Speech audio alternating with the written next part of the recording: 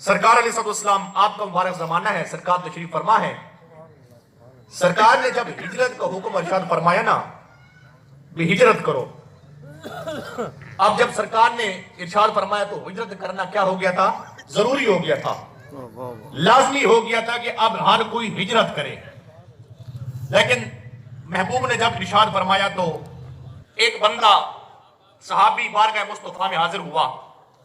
حاضر ہونے کے بعد عرض گزار ہوا، یا رسول اللہ، یا نبی اللہ صلی اللہ علیہ وسلم، محبوب ایک مسئلہ بن گیا ہے.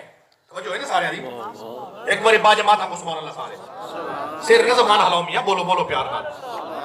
صحابی عرض کرتا ہے یا رسول اللہ مسئلہ بن گیا ہے. آقا نے فرمایا کون سا مسئلہ؟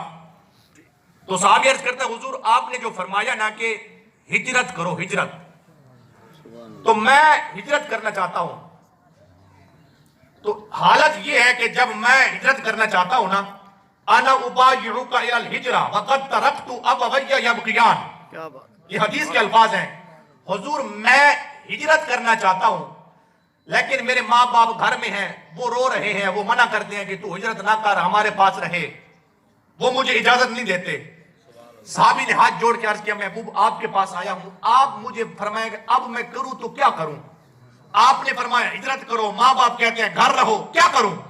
آقا نے فرمایا ماں باپ رو رہے ہیں، جی رو رہے ہیں.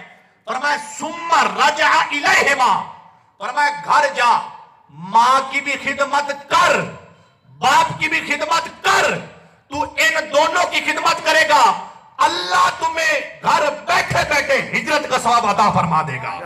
سبحان اللہ.